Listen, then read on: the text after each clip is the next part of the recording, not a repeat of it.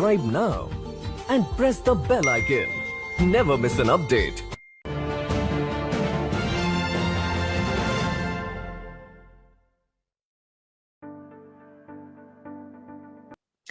Namaste, konnichiwa. Welcome to the Nupur Tiwari Show. Let's talk business.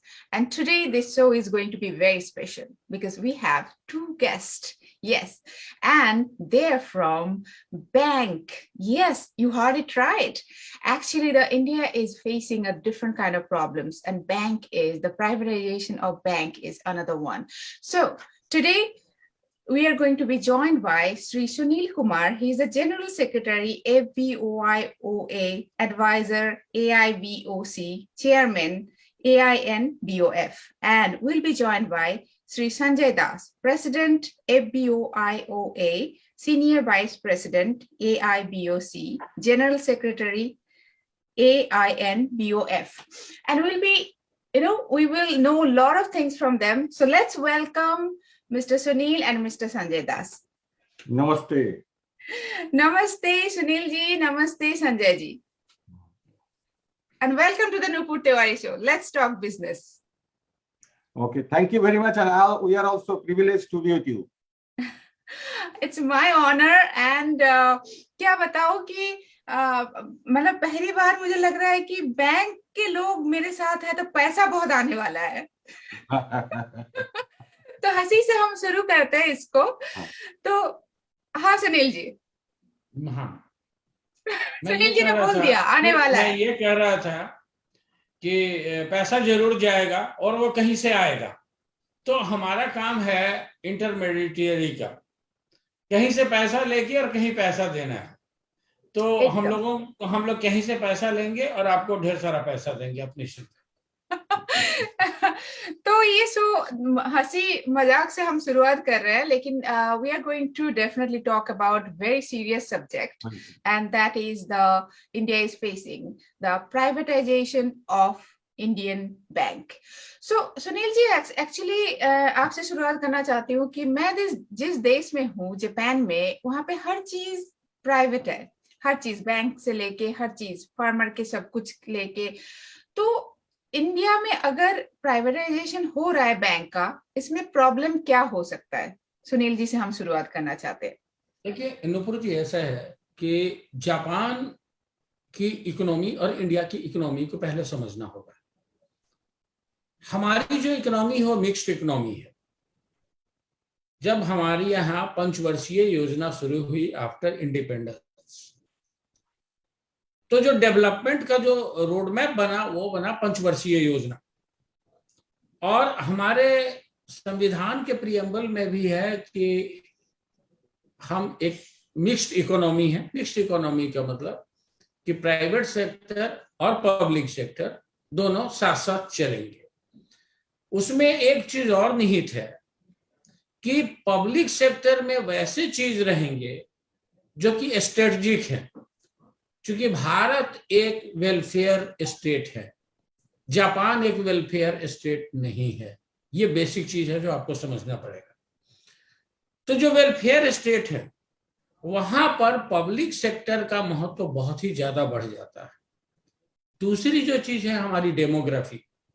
हमारी जो demography है, हमारी डेमोग्राफी में जब आप देखेंगे जापान के डेमोग्राफी के साथ आप उसका तुलना करेंगे तो हमारी डेमोग्राफी है एग्रीगेरियन बेस्ड है, कृषि आधारित. हमारी जो अर्थव्यवस्था है वो कृषि आधारित है, जो जापान में नहीं है.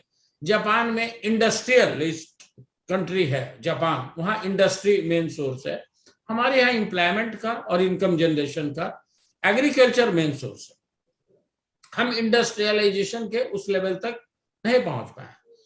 तो यही वजह है कि भारतीय अर्थव्यवस्था का जो ग्रोथ इंजन है सरकारी क्षेत्र का बैंक, उसको अगर हम प्राइवेटाइजेशन करेंगे तो वेल्थ कंसंट्रेशन होगा.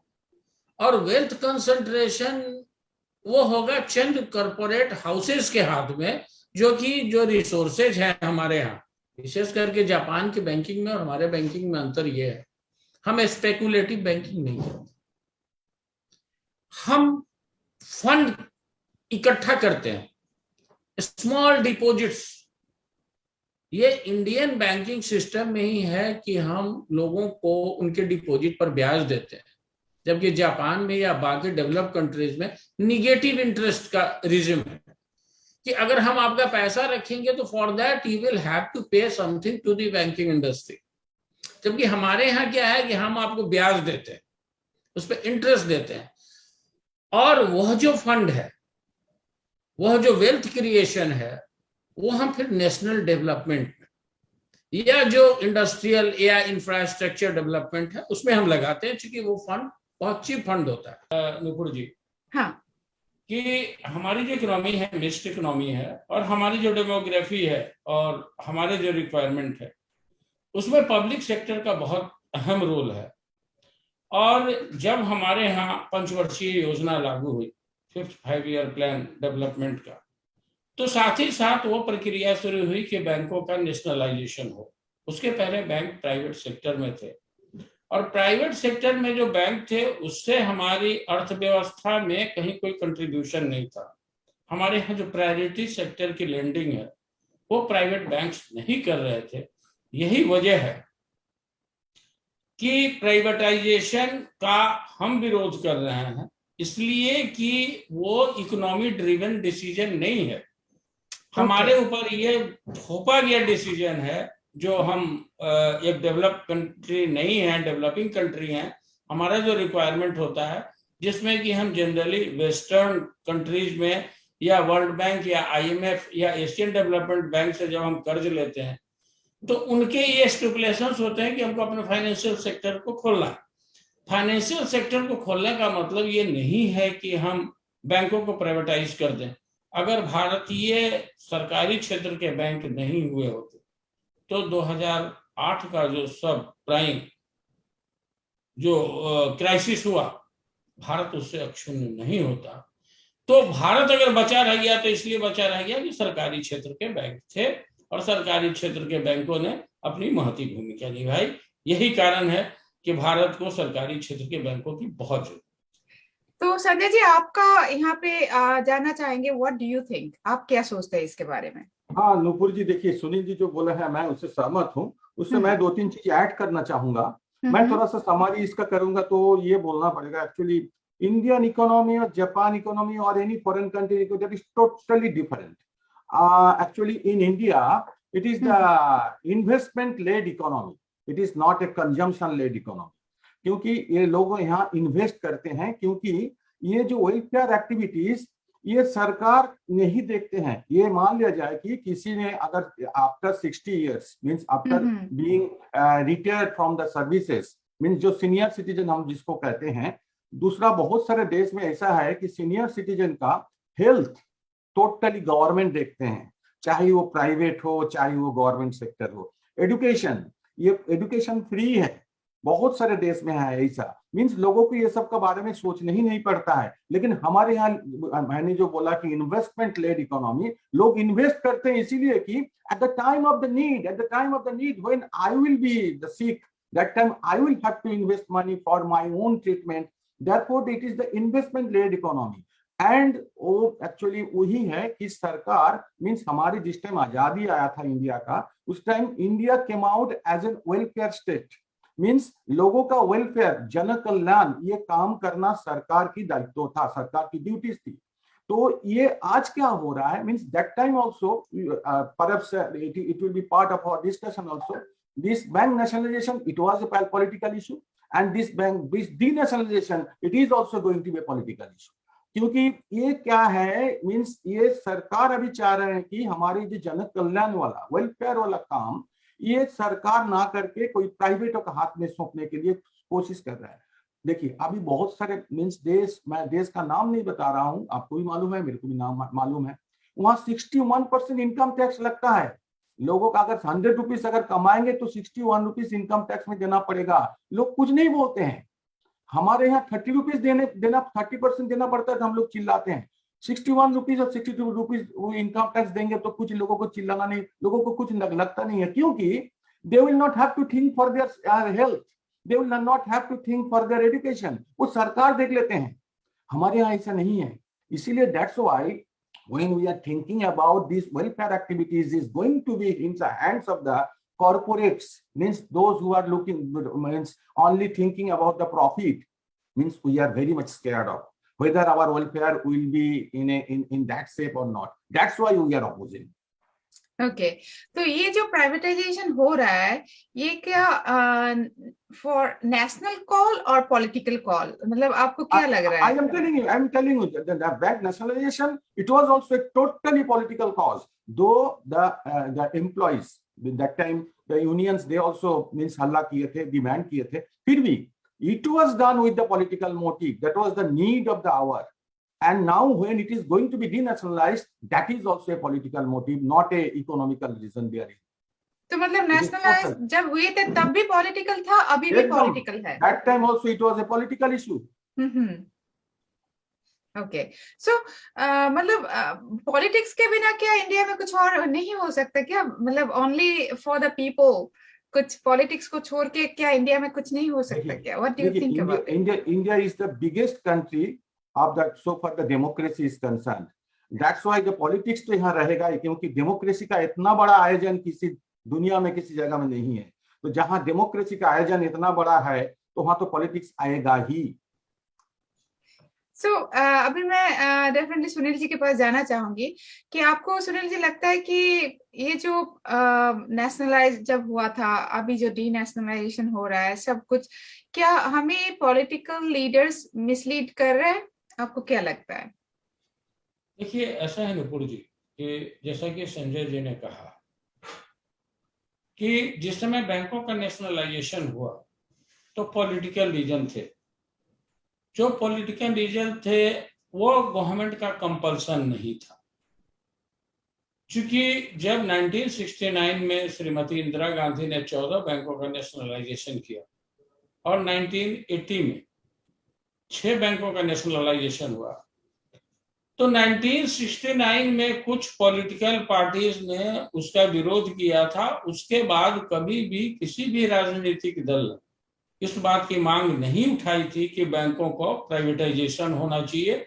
इवन कि 1980 में भी जब 6 बैंकों का राष्ट्रीयकरण किया गया तो किसी भी अपोजिशन पार्टी के लोगों ने विरोध में आवाज इसलिए नहीं उठाई थी कि उन लोगों ने देखा था कि इस देश को अन्न, पार्टिकुलरली जो फूड ग्रेन्स है और एग्रीकल्चर आधारित जो भी उद्योग धंधे हैं उसमें उसको पूर्णतः आत्मनिर्भर बनाने में सरकारी क्षेत्र के बैंकों ने बहुत महत्वपूर्ण भूमिका निभाई। देखिए 1969 के पहले ही राष्ट्रीयकरण की प्रक्रिया शुरू हो चुकी थी। जब हमारा देश आजाद हुआ तो उस समय भारतवर्ष कई वहाँ स्टेट थे, कई स्टेट थे जो प्राइवेट लोगों के द्वारा थे, राजे थे, रजवाड़े थे, और भारत देश का ही पुनर्गठन हुआ। सरदार वल्लभ भाई पटेल जब हमारे गृह मंत्री थे तो उन्होंने एक बहुत महत्वपूर्ण भूमिका निभाई कि भारत को एक देश बनाया जाए, India should become a country. और उस समय हर स्टेट का अपना अपना एक बैंक हुआ करता था, bank of Rajasthan, bank of Bihar, bank of Bengal. तो धीरे धीरे सबको इकट्ठा करके जैसे कि राज्यों का पुनर्गठन होता गया तो 1955 में इंपीरियल बैंक को कन्वर्ट किया गया स्टेट बैंक ऑफ इंडिया। तो स्टेट बैंक ऑफ इंडिया सरकार की सरकारी क्षेत्र में सरकार का पहला बैंक बना। तो एक्चुअल जो राष्ट्रीयकरण है बैंकों का वो जो 1969 के पहले शुरू हो गया, और उसके पीछे मेन रीजन यही थे कि सेकेंड वर्ल्ड वॉर के बाद बहुत ही गुणात्मक परिवर्तन इस विश्व में हुआ और सबसे ज्यादा इफेक्टेड आज वो देश है जहां आप आज अवस्थित हैं। और उस समय लोगों के सब्सिस्टेंस पे एक बहुत बड़ा प्रश्न चिन्ह हो गया, रीबिल्डिंग ऑफ द नेशन। हमारा जो स्ट्रेंथ था कि हमारे पास लेबर थे, हमारे पास जो डेमोग्राफिक डिविडेंड हमको लेना था, उसके लिए कहीं ना कहीं सरकार को इन्वॉल्व होना था। और इसलिए सिर्फ बैंकों का ही राष्ट्रीयकरण नहीं हुआ, उस समय कोल का नेशनलाइजेशन हुआ और भी जो नेचुरल रिसोर्सेज थे सबका नेशनलाइजेशन हुआ, ताकि उसको एक गवर्नमेंट उसको एक कंट्रोल करे ताकि उसको मैक्सिमम लोगों को बेनिफिट मिले। आज जो बैंकों के राष्ट्रीयकरण की जो बातचीत चल रही है उसके पीछे कोई तर्क नहीं है। आप हमको एक बात बताइए नुपुर जी, हम आप ही से पूछना चाहेंगे कि जब सरकारी क्षेत्र के बैंकों ने इतनी ज्यादा अपनी भागीदारी दिखाई है इस देश की तरक्की में, अभी आप पिछले एक महीने का अगर फाइनेंस मिनिस्ट्री का ट्वीट उठा के देख लीजिए, डीएफएस का ट्वीट उठा करके देख लीजिए, तो भूरी भूरी प्रशंसा हो रही है सरकारी क्षेत्र के बैंकों के योगदान की। तो फिर जरूरत कहाँ है बैंकों को प्राइवेटाइज करने का? What is the need, what is the solid logic? ये तो बात शायद उन लोगों को लग रहा होगा कि they will become more skilled, हमारे एम्प्लॉय और भी ज्यादा काम करेंगे। और मतलब इस पे हम ये जस्ट मेरा थोड़ा सा एक आइडिया है कि हो सकता है, क्योंकि इंडिया में बोला जाता है अगर आपको गवर्नमेंट जॉब नौकरी मिल गया तो मतलब that is safe for ever. अगर प्राइवेट में हो तो यू विल वर्क मोर। ये जो होता है, जो हमारा माइंडसेट है, हम सोचते हैं, शायद हो भी सकता है कि वो अनदर रीजन हो। What do you think about that? Sanjay ji बोलिए। देखिए मैडम, ये सही नहीं है, ये खास करके बैंक के लिए सही नहीं है, क्योंकि banking is a service sector. Consumer को हम लोग के सर्विस देना पड़ता है। अगर बैंकर्स कोई काम नहीं भी करेगा तो कस्टमर आके हमसे काम करवा लेगा। यहाँ it is unlike with other means government jobs. इसीलिए आप देखिएगा कि means government is making lot many aspirations on us.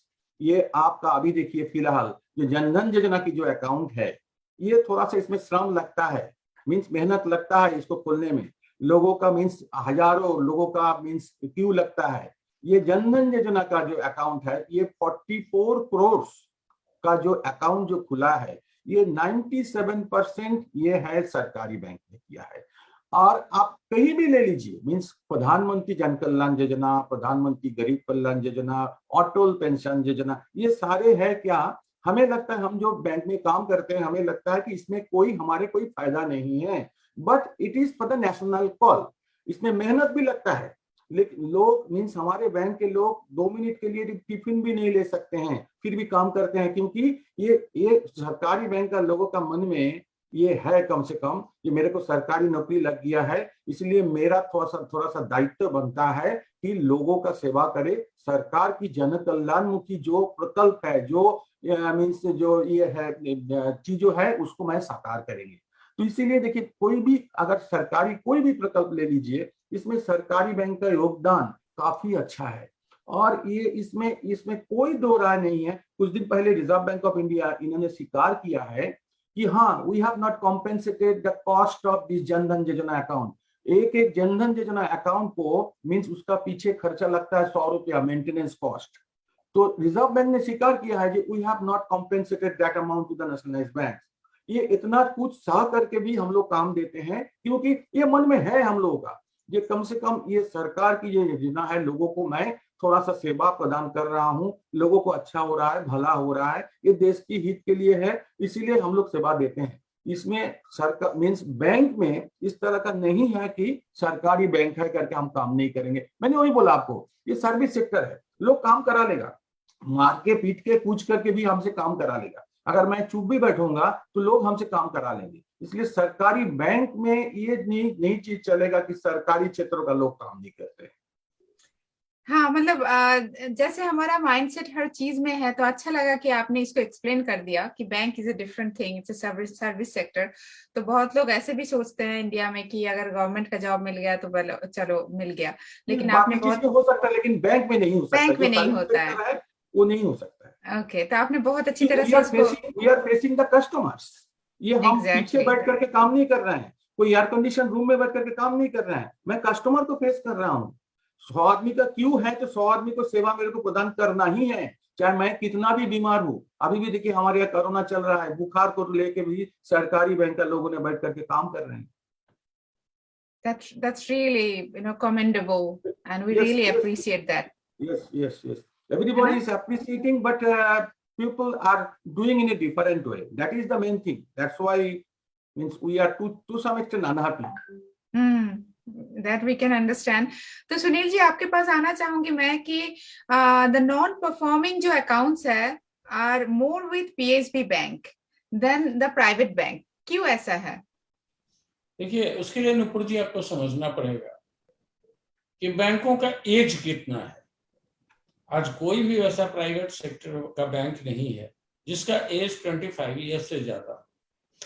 और बहुत सारे प्राइवेट सेक्टर के बैंक डूब गए, इसलिए डूब गए कि they could not manage there portfolio.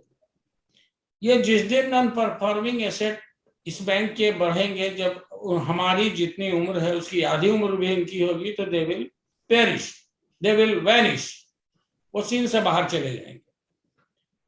अभी ताजा एग्जांपल आपने देख लीजिए कि आईसीआईसीआई बैंक में क्या हुआ। अब यस बैंक को देख लीजिए क्या हुआ। अभी एचडीएफसी बैंक में एक रिपोर्ट आया है और उसमें यह है कि ऑटो सेक्टर, वहां जिस तरह से लोन दिए गए हैं और जिस तरह से कंट्रोलर्स को वो सारी जानकारियां नहीं मुहैया कराई गई हैं, उसको लेकर के एचडीएफसी बैंक में एक बहुत बड़ा क्राइसिस होने वाला है। वह जब क्राइसिस होगा तो पता चलेगा कि एनपीए का पोजीशन वहां क्या है। दूसरी चीज कि हम जो लोन देते हैं हम कंजम्पशन पर्पस के लिए देते हैं। आज अगर किसानों को हम लोन देते हैं तो हम दो पर्पस के लिए देते हैं, एक एग्रीकल्चर पर्पस के लिए देते हैं और दूसरा कंजम्पशन पर्पस के लिए देते हैं। आज उनका जब किसान का फसल बर्बाद होता है, आज भी नेचुरल कैलामिटीज हमारे यहाँ ज्यादा है, तो हमारे यहाँ एडिक्वेट कंपनसेशन फार्मर्स को नहीं मिलता है, जिसके वजह से कि फार्मर्स की स्थिति बहुत अच्छी नहीं है। दूसरी चीज कि हमारे यहाँ रिकवरी लॉ जो है वो बहुत शिथिल है। मतलब जिसको जो मर्जी चाहे वो लोन लेके और भाग जाए, एंटीगुआ में बस जाए, जाकर के ब्रिटेन में बस जाए। विजय माल्या जैसे लोग और नीरव मोदी जैसे लोग, वैसे बहुत सारे लोग हैं जो कि हमारे यहाँ जो कानूनी प्रक्रिया है उसमें जो फ्लॉ है उसका बेनिफिट लेते हैं। हमारे यहाँ एनपीए होने का सबसे बड़ा कारण होता है कि जो राजनीतिक इस्तेमाल हमारा हो रहा है। सरकारें अनाउंस करती हैं, उनके इलेक्शन मैनिफेस्टो में लिखा होता है कि अगर हम जीत के आएंगे तो लोन माफ कर दो। वो लोन की माफी के लिए पैसा कहां से आता है? बैंक तो अपने ही पैसे से उस लोन को माफी करते हैं और बैंक को पैसा वापस नहीं मिलता है। पब्लिक का पैसा लोन माफी में चला गया और पब्लिक का पैसा वापस बैंक को नहीं मिलता। अब ये टेंडेंसी लोगों के अंदर हो गई है कि लोन मत दो, आज न कल कोई पार्टी आएगी और वो आपका लोन माफ कर देगी।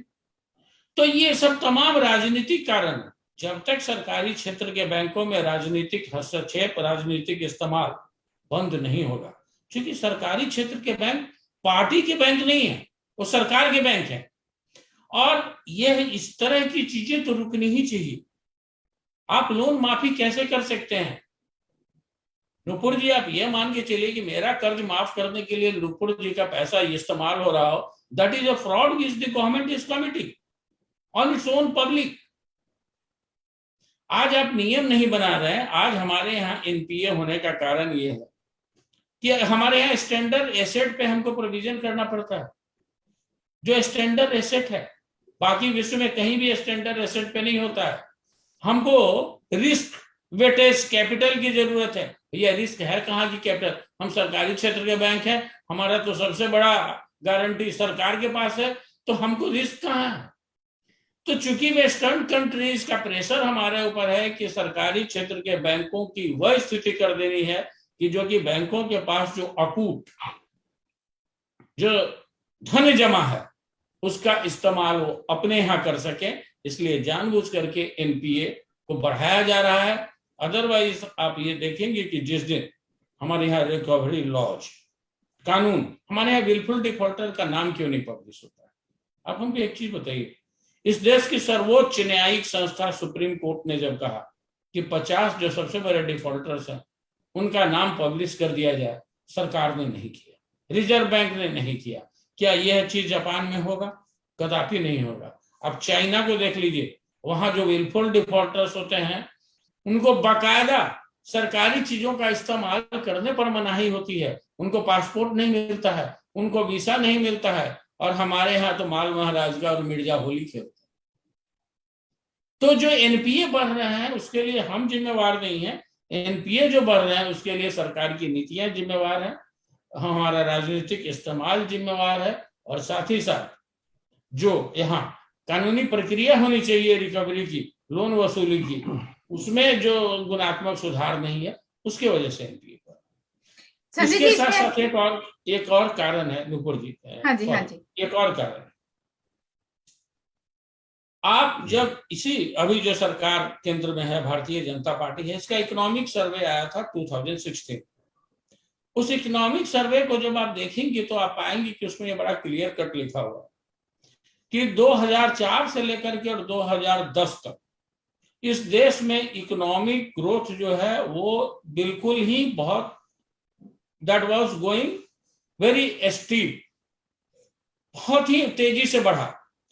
और वो तेजी से इसलिए बढ़ा कि उस समय प्राइवेट सेक्टर में जो भी इंफ्रास्ट्रक्चर के डेवलपमेंट के लिए जो प्राइवेट सेक्टर के लोग हैं, स्टील है, माइनिंग है, टेक्सटाइल है, पावर है, टेलीकम्युनिकेशन, उसमें जितने भी लोग आए उनको 39% जो इंफ्रास्ट्रक्चर के लिए लोन है वो पब्लिक सेक्टर के बैंकों ने दिया और 14% ही प्राइवेट सेक्टर के बैंकों ने दिया। अब क्या हुआ कि 2010-2012 के बाद जब इस सब सेक्टर की स्थिति खराब हो गई तो जाहिर सी बात है हमारा लोन पोर्टफोलियो है वो खराब हो गया। इसके लिए सरकार की पॉलिसी जिम्मेवार है। सरकार ने हमको कहा कि इंफ्रास्ट्रक्चर में लोन देना है, हमने इंफ्रास्ट्रक्चर में लोन दे दिया। हमारी जो प्राइमरी लैंडिंग एजेंसीज थी पहले, चाहे वो आईडीबीआई हो, आईसीआईसीआई हो, एचडीएफसी हो, ये सब एक समय में सरकार के अंदर ही थे और सभी प्राइमरी लैंडिंग एजेंसी थी जिसको कि सरकार ने बंद करके और उनको बैंकिंग लाइसेंस दे करके और उसमें फॉरेन कैपिटल लेकर के उनको प्राइवेट कर दिया और उनकी तमाम जिम्मेवारियां हमको दे दी गई। आज अगर इंफ्रास्ट्रक्चर में चीजें खराब होती है, आज आप ये देख लीजिए कि हमारा बीएसएनएल बिक जाएगा, एयर इंडिया बिक जाएगा और सरकार पैसा कहाँ लगाएगी? वोडाफोन में और आइडिया में लगाएगी। यही वोडाफोन और इसी आइडिया को खड़ा करने में सरकारी क्षेत्र के बैंकों का पैसा लगा। तो ये जो हमारी बुनियादी खामियां हैं, हम इसके तरफ पब्लिक भी ध्यान नहीं देती है, जनता भी ध्यान नहीं देती है। दो ही तर्क दिए जाते हैं। पहला, इफिशियंसी। अरे आप इफिशियंसी को गोली मारिए। जिस बैंक में डायरेक्ट बेनिफिट का जब पैसा क्रेडिट होगा तो आधा किलोमीटर तक का लाइन लगता है, आपको क्या लगता है कि वहां पर जो बैठा हुआ आदमी है वो क्या कर रहा है? वो उनको सर्विस दे रहा है। हम डाउन ट्रोडन लोगों को सर्विस दे रहे हैं। प्राइवेट बैंक्स इलाइट लोगों को सर्विस देता है, सिलेक्टेड लोगों को सर्विस देता है। आज प्राइवेट बैंक्स में अकाउंट खोलने के लिए मिनिमम जो बैलेंस है उतना तो हिंदुस्तान में पर कैपिटा इनकम नहीं है। तो संजय जी, इसमें आप कुछ कहना चाहेंगे? हाँ, मैं वही कहना चाहूंगा कि नुपुर जी, ये जो सवाल आपने पूछे हैं, ये अगर आंकड़े आप ले लीजिएगा सिर्फ 2007 और 2006 में, इसमें पब्लिक सेक्टर बैंक में जो एनपीएस था, जो परसेंटेज था, इट वाज ऑलमोस्ट इक्वल और less than this private sector. पर सुनील जी जो बोल रहे हैं वही है। Actually that time since 2008 when there was a global meltdown, that time the foreign investors, those who were investing money for the long term credit, infrastructure lending, तो infrastructure lending में पैसा नहीं मिला, पैसा आना बंद हो गया है। That's why for development of this infrastructure lending, these nationalized banks, they were given this task. और means इसका पहले ही काम शुरू हुआ था 2004, actually the turnaround time it was the 2004 when this IDBI bank, it was mainly for Infrastructure Development Bank of India, SIDB, all where this IDBI bank was re-merged or reversal merger was there with this IDBI bank. So, and it was converted to a commercial bank and they started all the normal banking works. That time, that's why जब 2008 में जब infrastructure lending के means it is called the long gesture period, means it is a long term credit. तो ये long term credit के लिए कोई बाहर से पैसा नहीं आ रहा है। हमें तो देखिए पावर सेक्टर बनाना है, टेलीकॉम को भी मजबूत करना है, रोड बनाना है, ब्रिज बनाना ही है। That was a national call.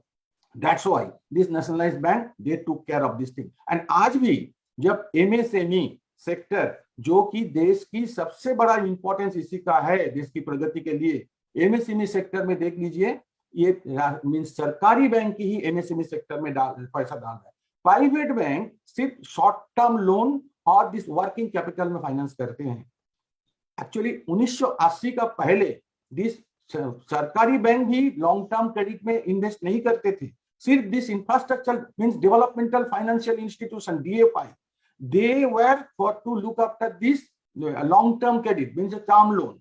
उसका बाद से जब कमर्शियल बैंक हो गया तो this nationalised sector bank they were compelled to go for that and it was the national call. आप कहेंगे कि जानबूझ करके तब सरकारी क्षेत्र का बैंक क्यों, जब जानते थे कि इसमें फेलियर होगा, क्योंकि due to the slow down of the economy बहुत सारे मींस 15 साल 20 साल का जो रिपेमेंट पीरियड होता है, ये रिपेमेंट पीरियड में फ्लॉप हुआ है। आज हमारे जितना मींस एनपीए है सरकारी बैंक का सारे ही इंफ्रास्ट्रक्चर लेंडिंग वाला है, लॉन्ग टर्म क्रेडिट वाला है। आप पूछेंगे कि क्यों तब जानबूझ करके सरकारी बैंक वाले ने इसमें दे दिया था लॉन्ग टर्म क्रेडिट में, मैं तो आपको कहूंगा that's why means that was the national call, that was the national call. हम लोग कोई इनकार नहीं कर सकते हैं कि ये पैसा हमारे डूबेगा, हम नहीं डालेंगे, प्राइवेट सेक्टर इनकार कर सकता है। In spite of the national call, they didn't invest the money. They were sitting idle on their monies that time. 2008 में आप आंकड़े देख लीजिए, they were sitting idle on their money. But this nationalized bank, they were compelled to do that only because of the fact that it was a national call. हम तो कहेंगे ये आज एनपीए हुआ ठीक है, लेकिन ये पैसा पानी में नहीं गया है, because this infrastructure lending sectors, they are the highest income generation zone. इसमें एक एक इंफ्रास्ट्रक्चर सेक्टर में कितना लोगों का रोजगार सृजन हुआ है, जो कि हमारे देश के लिए बहुत ही मींस जरूरी है। ये पैसा हमें डूबा लेकिन रोजगार सृजन तो हुआ है। That's why the contribution of the nationalized bank, you cannot ignore this thing. And here lies the difference. Here lies the difference. Why these NPAs and more particularly in our case the credit policy. I mean this very liberal credit policy and very loosely knitted terms and conditions. Because we are looking after only for the welfare of the country. उन लोग सिर्फ commercial sector सिर्फ profit के लिए सोचते हैं। अगर हम भी अगर प्रॉफिट के लिए सोचेंगे, काल से सोचना चालू कर देंगे, तो हमारे एनपीए उनसे 50% हो जाएगा। ये तो मींस दवा का साथ हम लोग कहते हैं, क्योंकि कंपेयर विद द कंपेरेबल्स, कोई लेवल प्लेइंग फील्ड दे दीजिए देन कंपैरिजन आता है। ये तो लेवल प्लेइंग फील्ड नहीं है, तो कंपैरिजन कैसे करेंगे? फिर भी मैं आपको कहूंगा, in spite of all the oddities, still this nationalized sector bank in India, as on date, means last year also, they have posted a huge profit, 1,97,000 crore operating profit. Wow. Means in one quarter, in the last quarter, 50,000 crore the operating profit and 17,000 crore that is the net profit, and they are paying the dividend also and the tax also to the government. Wonderful, sir. Lot of datas and हमने बहुत कुछ सीखा, और इसी के साथ हम हमारा पहला एपिसोड खत्म करना चाहेंगे। और व्यूअर्स, आपके कोई भी क्वेश्चन हो आप हमें पूछ सकते हैं, और Sunil ji, Sanjay ji, definitely they will be happy to answer all those questions. हमें बहुत कुछ सीखने का मिला, लेकिन यहीं पे खत्म नहीं हो जाता। हम आएंगे अगले हफ्ते एपिसोड नंबर 2 लेके। बहुत बहुत धन्यवाद सुनील जी और संजय जी हमें ज्वाइन करने के लिए और हमें इतना ज्यादा सिखाने के लिए। बहुत बहुत धन्यवाद और नमस्ते। बहुत बहुत धन्यवाद और नमस्ते। नमस्ते, जय।